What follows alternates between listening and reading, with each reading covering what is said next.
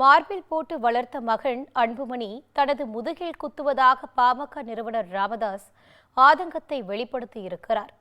சேலம் பொதுக்குழுவில் பேசிய அவர், அன்புமணிக்கு எந்த குறையும் வைக்கவில்லை என கண்ணீர் விட்டு அழுதார்.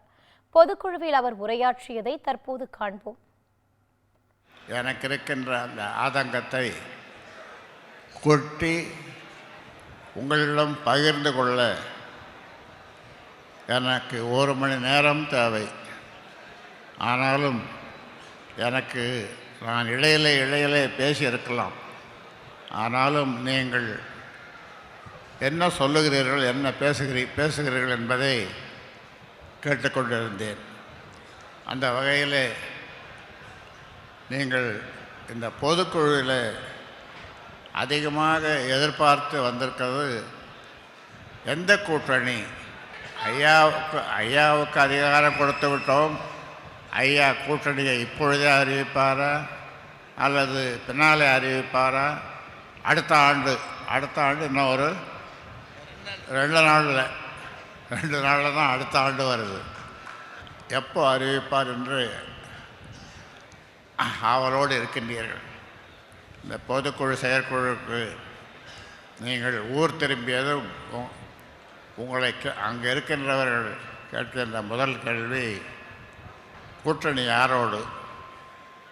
அதை ஒன்றும் ஐயா சொல்லலை இப்போது. ஆனால் ஐயா முடிவெடுப்பார், நல்ல முடிவெடுப்பார், நல்ல கூட்டணி அமைப்பார்.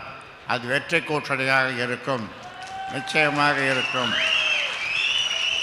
அதில் இந்த 10.5 சின்ன பையன் கூட கேட்குறான். 8 வயசு 10 வயசு பையன் 10.5 என்ன ஆச்சு? வரும்பா வரும், 10.5 வரும் என்று அவனுக்கு ஆறுதல் சொல்ல வேண்டியதாக இருக்கிறது. ஆக 10.5 நிச்சயமாக நாம் பெறுவோம். அடுத்தது இங்கே நிறைய பேசப்பட்டது. ஒரு குழு அல்லது ஒரு கூட்டம் அல்லது என்ன எப்படி சொல்கிறது, ஒரு கும்பலா? ஒரு கும்பல். நான் நாகரிகமாக சொன்னேன் குழு என்று. அதெல்லாம் நான் வளர்த்த பிள்ளைங்க தான், நான் பொறுப்பு கொடுத்த பிள்ளைகள் தான் என்னை இப்பொழுது தூற்றுகிறார்கள். அதுவும் மிக கேவலமாக என்னையும் நம்ம கௌரவ தலைவரையும் அவ்வளவு மோசமாக தூற்றுகிறார்கள். நான் ஒரு நாள் தூக்கம் வர்றதில்லை, ஆனாலும் தூங்கிட்டு இருந்தேன். அப்போ தூக்கம் வந்தது. இந்த கனவில் எங்கள் அம்மா, என்னுடைய தாய் வந்தாங்க. தாய் வந்து ஏன்பா அழறன்னு கேட்டேன். என்னப்பா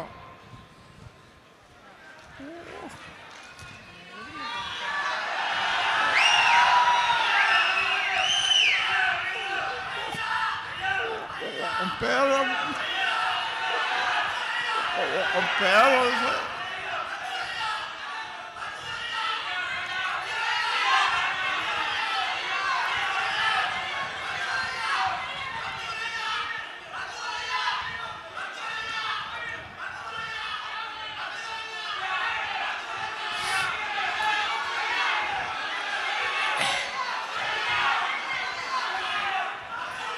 பேரை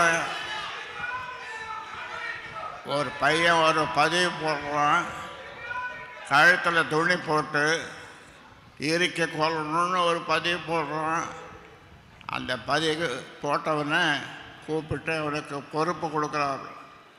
அப்போ என் தாய் சொல்லிச்சு, அதுக்கு நான் என்னப்பா பண்ண முடியும், நீ அப்படி வளர்த்துருக்கிற அந்த பிள்ளைய அப்படின்னு. ஆமாம்மா, நான் சரியாக தான் வளர்க்கல.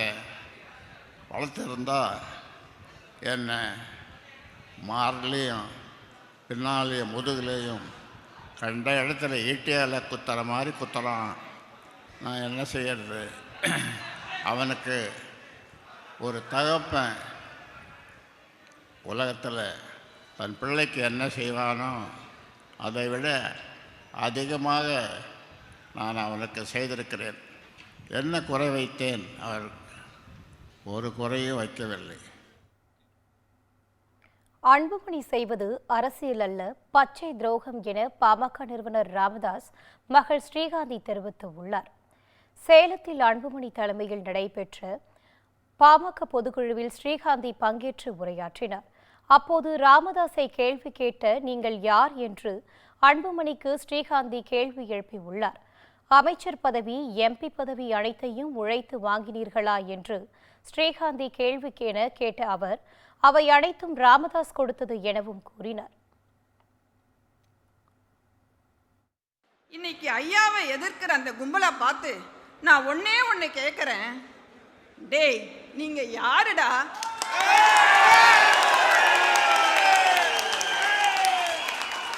உங்களுக்கு என்னடா தகுதி இருக்கு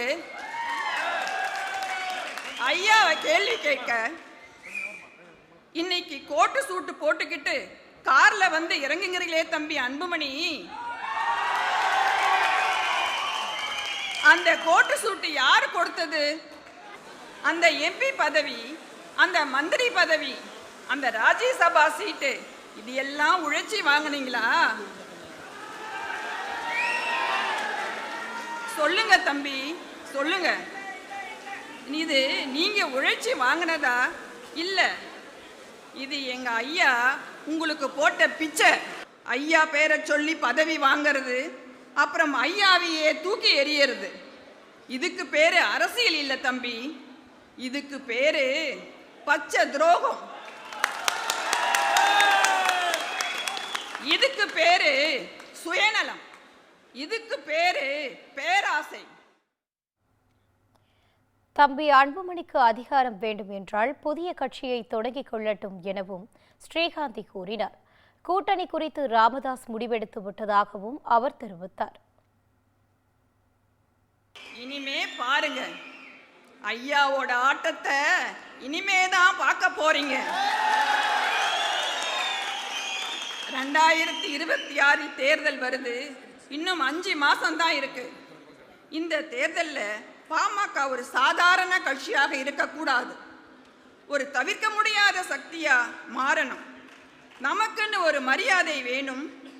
நம் சமூகத்தோட நோக்கங்கள், எண்ணங்கள் நிறைவேறணும்னா சும்மா வெளியே இருந்து ஆதரவு தர்றது பத்தாது. ஒரு ஆட்சி மாற்றம் வேண்டும். அந்த ஆட்சியில நமக்கு பங்கு வேணும். ஐயா வியூகம் வகுத்துட்டாரு. யார் கூட கூட்டணி, யாருக்கு சீட்டு, எப்படி ஜெயிக்கணும்னு ஐயாவுக்கு தெரியும். இனிமே குறுக்க பேச யாருமே கிடையாது.